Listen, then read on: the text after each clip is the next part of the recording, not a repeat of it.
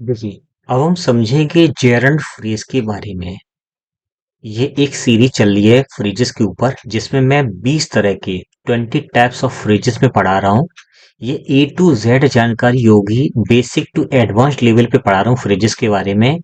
ऐसा मैं क्यों कर रहा हूँ? उसका रीजन ये है कि चाहे न्यूज़पेपर हो, चाहे एडिटोरियल उसका हो, या कोई भी लॉन्ग सेंटेंस हो या पैसेज हो, कुछ भी हो, तो उसमें जो सेंटेंस होता है या पैसेज होता है वो फ्रेजेस में, क्लॉजेस में डिवाइडेड होता है। अगर हमें वो चीज़ समझ में आने लगे तो हम उसका मीनिंग, उसका सही तरीके से यूज़ करना, उसके एरर्स जो हैं वो क्या मीनिंग कन्वे कर रहा है, ये सब चीज़ें हम बड़ी डिटेल में समझने लगेंगे। इन सब चीज़ें समझने के लिए हमें फ्रेजेस का आना बहुत ज़रूरी होता है। इस वीडियो में हर एक चीज़ आपको हिंदी में पढ़ाऊंगा, साथ में इंग्लिश होगी, हिंदी में भी सब कुछ होगा। और A to Z, basic to advanced, आपको इसमें चीज़ें देखने को मिलेगी। इस लेक्चर की अगर आप पीडीएफ चाहते हैं तो आपको वो फ्री ऑफ कॉस्ट मिल जाएगी। कहाँ मिलेगी? उपहार क्लासेस ऐप पर। गूगल प्ले स्टोर पर ऐप है, उपहार क्लासेस नाम से। फ्री पीडीएफ नाम का एक फोल्डर बना हुआ, आपको आराम से मिल जाएगा। उसमें इस पीडीएफ को आप जा करके डाउनलोड कर सकते हो। A4 साइज की मिलेगी, उसको आप प्रिंट आउट करवा सकते हो। तो आइए, इससे पहले मैं बता देता हूँ, इससे पहले मैं ऑलरेडी एक लाइट वर्ब फ्रेज पढ़ा चुका हूँ, वर्ब फ्रेज पढ़ा चुका हूँ, एडवर्ब फ्रेज हम लोग पढ़ चुके हैं, एडजेक्टिव फ्रेज पढ़ चुके हैं और नाउन फ्रेज पढ़ चुके हैं। इतने सारे लेक्चर्स हम ऑलरेडी कवर कर चुके हैं। तो आइए डिस्कस करते हैं जेरंड फ्रेज के बारे में। कंप्लीट गाइड होगी, ए टू जेड इसमें जानकारी आपको देखने को मिलेगी। बेसिकली जेरंड क्या होता है मैं आपको समझा देता हूँ कि जेरंड जो है, वो लोग ऐसा कहते हैं कि वो नाउन के इक्वलेंट होता है। मैंने ऐसा क्यों बोला कि लोग कहते हैं? क्या मैं नहीं कहता हूँ? उसका आंसर ये है कि नाउन नाउन है, जेरंड जेरंड है। ऐसा क्या है? ये भी नाउन का काम करता है, ये भी नाउन का काम करता है। ये नाउन ही होता है, काम नहीं करता, ये खुद नाउन होता है। और ये नाउन के जैसे काम करने लगता है। जैसे कि मैं बोलूं डिसाइडिंग।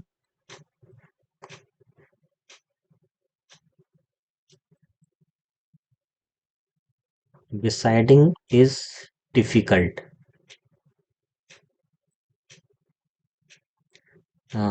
डिफिकल्ट, CULT, ठीक है। और मैं यहाँ पे बोलूं डिसीजन। Decision is difficult.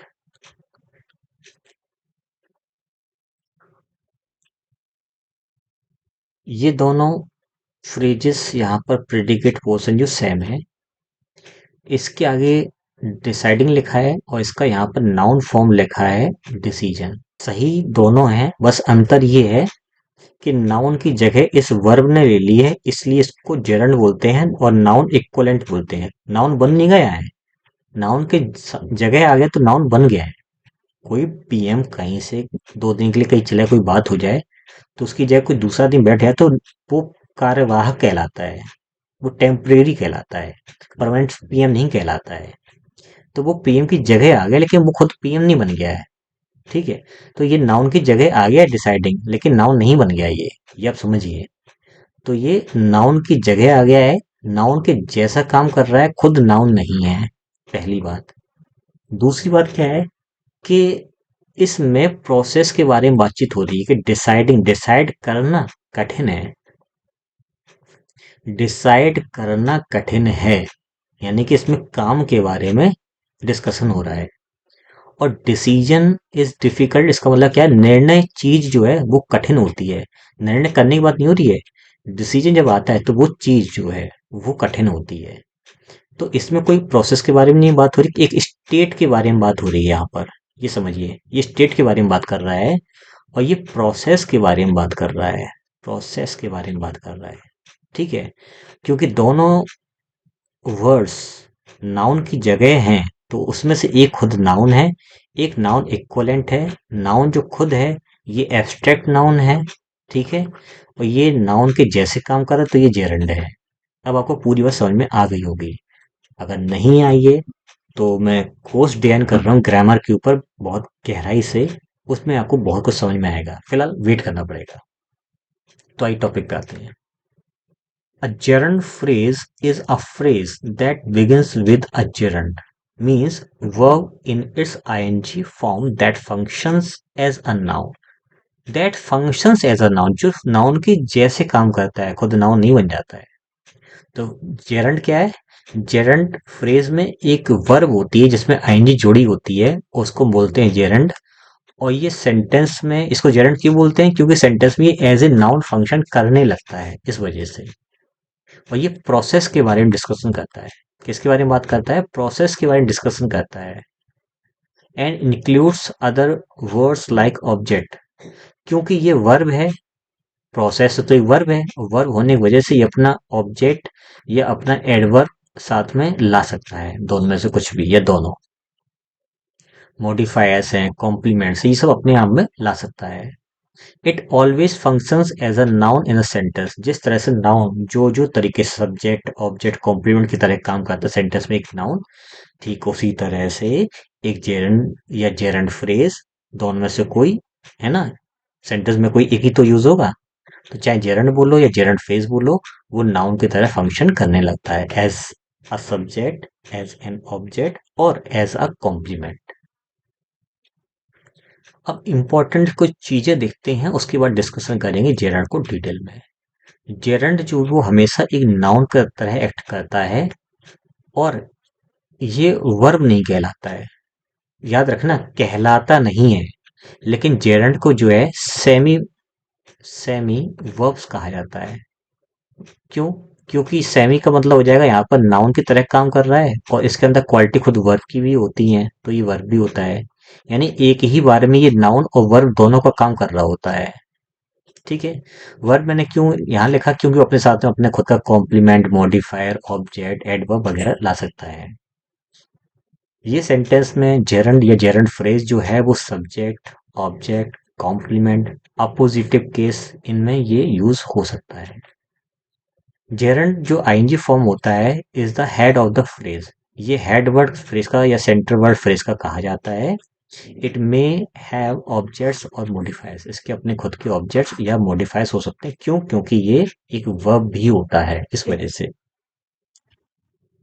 फिर अनलाइक पार्टिसिपल्स, जैसे पार्टिसिपल आप जानते हो वो भी आईएनजी फॉर्म में होते हैं वर्ब के, उनसे ये अनलाइक होता है, यानी कि उनसे ये डिफरेंट होता है। Gerunds do not act as adjectives. Participle काम करता है एडजेक्टिव्स का और जेरंड काम करते हैं या जेरंड फ्रेज काम करते हैं एज ए नाउन का। ठीक है। अब बात करते हैं functions of a gerund phrase. Gerund phrase आखिर में किस तरह से काम करता है? ये जेरंड फ्रेज जो है सेंटेंस में अलग अलग तरीके से किसी सेंटेंस में काम करता है। नंबर एक, सब्जेक्ट के तौर पर, एक कर्ता के रूप में। जितना मैं बोल रहा हूँ उतना पे ध्यान देना, उसके बाद फिर मैं आपको और चीज समझाऊंगा। स्विमिंग, ठीक है, इज माई फेवरेट हॉबी। तो ये प्रेडिकेट का सब्जेक्ट कौन है? तो आप कहोगे सर स्विमिंग है। ठीक है। यहाँ पर प्रोसेस के बारे में बात हो रही है, ये जेरंट है। अब स्विमिंग कहाँ पर? तो आंसर आया इन द ओशियन। तो ये मॉडिफायर है जो कि एडिशनल इंफॉर्मेशन दे रहा है स्विमिंग के बारे में। तो swimming is my favourite hobby, swimming मेरी फेवरेट हॉबी तो है, लेकिन कहाँ पर? In the ocean. Swimming in the ocean is my favourite hobby. सागर में तैरना मेरा पसंदीदा शौक है।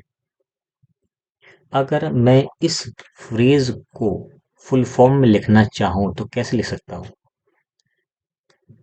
The activity of swimming in the ocean is my favourite hobby. हम इस तरह से इसको लिख सकते हैं। फिर ये काम करता है किसी वर्ब के ऑब्जेक्ट के रूप में, यानी कि क्रिया का कर्म जो होता है उसके रूप में। जैसे कि सी एंजॉयस, सी एंजॉयस व्हाट? तो आंसर आया रीडिंग। यहां तक सेंटेंस खत्म कर दो, सेंटेंस पूरा हो गया। सी सब्जेक्ट है, एंजॉय ट्रांसिटिव वर्ब है, ट्रांसिटिव व्हाट मतलब एंजॉयस व्हाट? तो आंसर आया रीडिंग। तो रीडिंग यहाँ पर ऑब्जेक्ट है जो कि नाउन की तरह काम कर रहा है ये वर्ब, तो ये हो जाएगा ऑब्जेक्ट। खुद में अपने आप में एक वर्ब भी है जिसको हम सेमी वर्ब बोलते हैं, तो अपना खुद का ऑब्जेक्ट भी लाया है।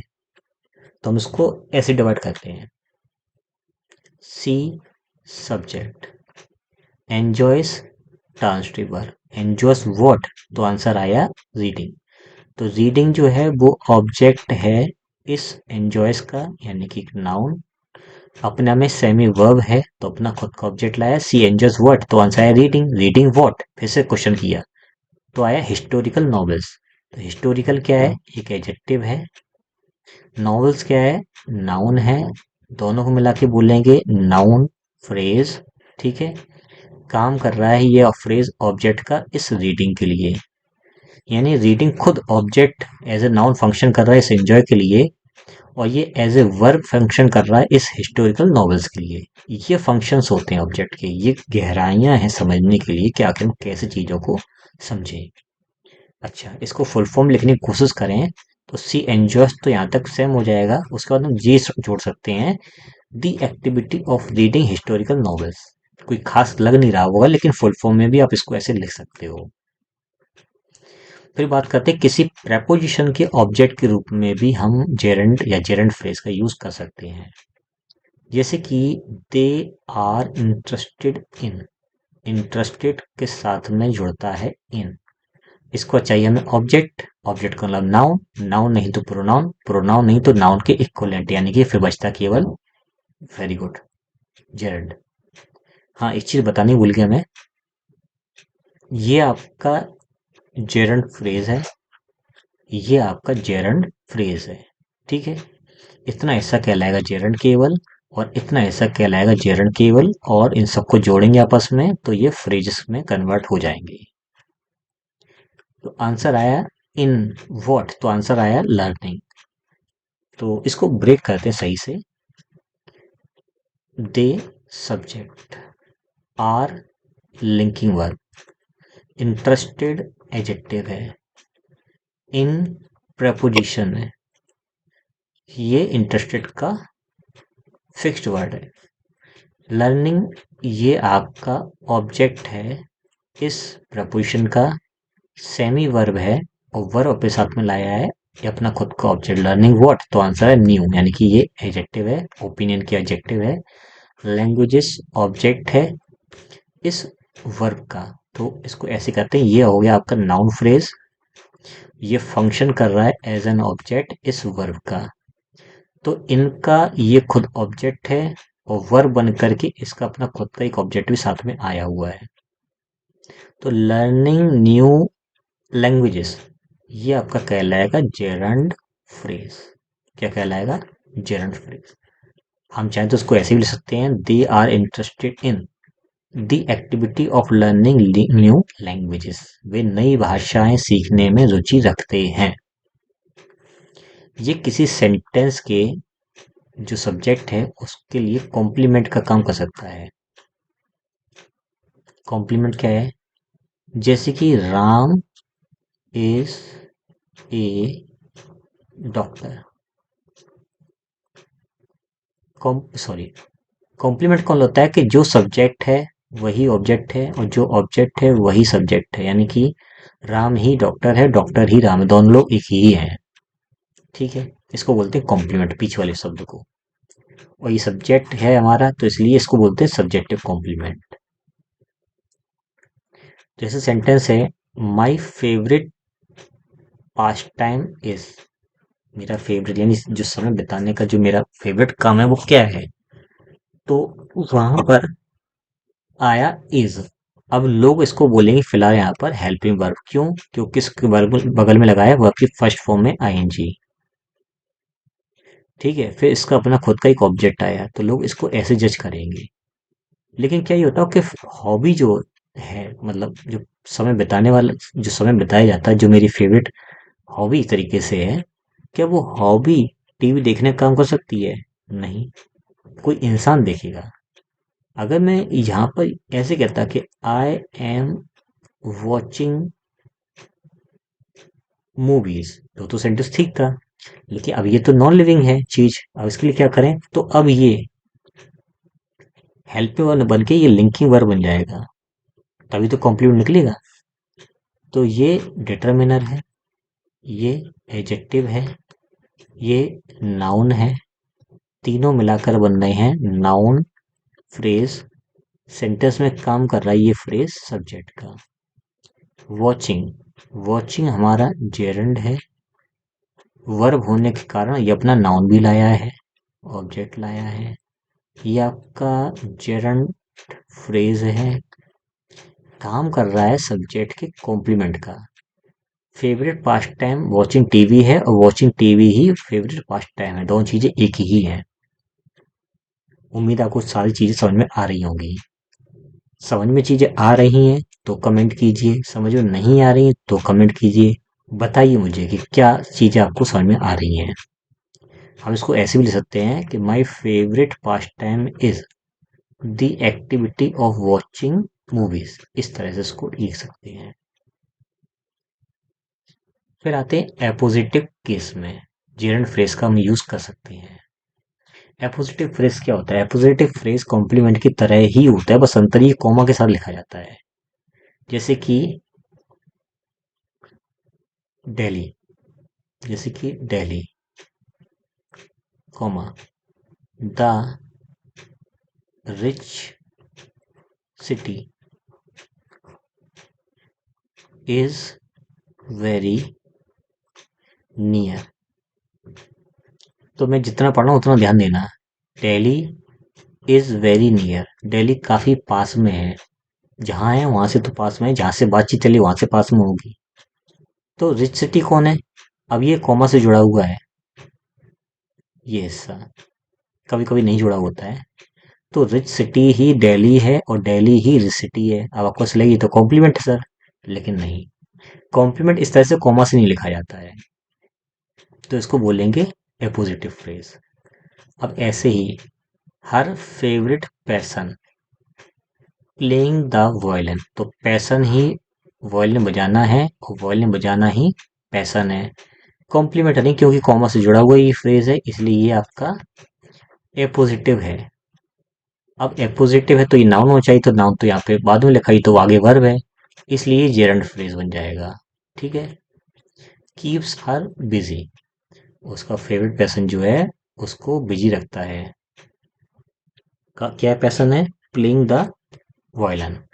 तो ये आपका जेरंड फ्रेज है जो कि एपोजिटिव पे काम कर रहा है। हम इसको ऐसे भी लिख सकते हैं, her person which is playing the violin keeps her busy. अब ये क्लॉज बन गया है, क्लॉज बनने के कारण ये अब ये एडजेक्टिव क्लॉज बन गया है, और फिलहाल ये इसके लिए यहाँ पर एडजेक्टिव क्लॉज का काम कर रहा है, जो कि नॉन असेंशियल है, क्योंकि कॉमा से लगने के बाद जो क्लॉजेस होती हैं या जो फ्रेजेस होते हैं वो नॉन असेंशियल हो जाते हैं, यानी कि उसकी जरूरत नहीं है, फिर भी बता दिया है। अब कुछ और एग्जांपल्स देखते हैं ताकि चीज़ हमें और क्लियर हो जाए। जैसे कि टीचिंग रिक्वायर्स पेशेंस, पढ़ाने के लिए संयम चाहिए होता है। तो रिक्वायर्स पेशेंस व्हाट, तो आंसर आया टीचिंग, टीचिंग के लिए जरूरी है। तो ये हो जाएगा सब्जेक्ट, क्योंकि वर्ब है तो ये जेरंड हो जाएगा, और वर्ब होने के कारण ये अपना ऑब्जेक्ट भी लाया है। ठीक है। अब कभी कभी एक क्वेश्चन, मतलब एक टर्म यूज होता है, फ्रेज यूज होता है, error of proximity. Error of proximity में क्या होता है? जैसे रिक्वायर्स आपकी वर्ब की फर्स्ट फॉर्म है जिसमें एस जुड़ा हुआ है, तो ये तो सिंगुलर के साथ में यूज होता है, लेकिन लोग कहेंगे चिल्ड्रन तो यहाँ पर प्लूरल, तो इसके यहाँ पर रिक्वायर होना चाहिए था, रिक्वायर्स नहीं चाहिए। तो ये भी तो ध्यान दो कि ये सब्जेक्ट कहाँ है, ये तो ऑब्जेक्ट है, और ऑब्जेक्ट किसका है? इस वर्ब का है, तो जेरंड, लेकिन इसका फंक्शन तो वर्ब की तरह भी हो रहा है ना। मतलब इसका जो सेमी वर्ब है, तो अपने साथ में ये वर्ब का फंक्शन भी तो कर रही है। तो सब्जेक्ट के अकॉर्डिंग वर्ब आती है कि ऑब्जेक्ट के अकॉर्डिंग वर्ब आती है, पहले आप ये डिसाइड कर लो। तो आपको सर इसके अकॉर्डिंग आती है, अगर इसके अकॉर्डिंग आती है तो जो आपके जेरंड होते हैं वो सिंगुलर होते हैं, वो आपकी फर्स्ट फॉर्म में एस या ईएस को फॉलो करते हैं, ये खासियत है। इसका फुल फॉर्म क्या होगा? The process of teaching children requires patience. अब ये रिक्वायर्स किसके लिए यूज होता है? प्रोसेस के लिए। प्रोसेस कितनी है? एक। प्रोसेसेस नहीं लिखा है, प्रोसेस लिखा है। बच्चों को पढ़ाना धैर्य की आवश्यकता होती है। अगला, she dislikes, dislikes what, transitive verb है, तो आंसर आया वेकिंग अप। जल्दी उठना उसको पसंद नहीं है। ठीक है, तो ये आपका जेरंड है, ऑब्जेक्ट का काम कर रहा है इस ट्रांसिटिव वर्ब के लिए। सेमी मॉडल वर्ब है, इसके कारण ये वर्ब भी है, तो अपने ये एक कॉम्प्लीमेंट्री साथ में लाया है या मॉडिफायर लाया है, अर्ली इन द मॉर्निंग। ये एक एडवर्ब फ्रेज है जो कि इस वेकिंग अप को मॉडिफाई कर रहा है, उसके बारे में एडिशनल इंफॉर्मेशन दे रहा है कि क्या कब पसंद नहीं है। सी सी डिसलाइक्स, उसको नापसंद है। वेकिंग अप कब, तो अर्ली इन द मॉर्निंग। ये आपका कंप्लीट जेरंड फ्रेज कहलाएगा, काम कर रहा है खुद ये ऑब्जेक्ट का इस डिसलाइक्स के लिए। फुल फॉर्म में कैसे सेंटेंस को लिख सकते हैं? She dislikes the act of waking up in the morning. उसे सुबह जल्दी उठना पसंद नहीं है। अगला, I am good at. Good के साथ में एट प्रपोजिशन आ गई, तो ये प्रपोजिशन है। अब हमें चाहिए एक ऑब्जेक्ट। आंसर आया सॉल्विंग, सॉल्व करना, जेरंड ऑब्जेक्ट है इस प्रपोजिशन का। सेमी मॉडल मतलब सेमी वर्ब होने के कारण ये वर्ब भी है, तो सॉल्विंग व्हाट, तो आंसर है मैथमेटिकल। एडजेक्टिव है। प्रॉब्लम्स नाउन है, दोनों मिलकर के बन रहे हैं नाउन फ्रेज। काम कर रहे हैं ऑब्जेक्ट इज सॉल्व का, तो प्रपोजिशन का ऑब्जेक्ट है सॉल्विंग और सॉल्विंग का ऑब्जेक्ट है मैथमेटिकल प्रॉब्लम्स। अब सॉल्विंग मैथमेटिकल प्रॉब्लम्स, ये आपका जेरंड फ्रेज है, काम कर रहा है ऑब्जेक्ट का इस प्रपोजिशन के लिए। Object of the preposition at. इसको हम कैसे लिख सकते हैं फुल फॉर्म में? I am good at the skill of solving mathematical problem. इस तरह से इसको फुल फॉर्म में लिख सकते हैं। फिर अगला सेंटेंस है हिज बिगेस्ट फियर इज। उसका सबसे बड़ा डर क्या है? स्पीकिंग है।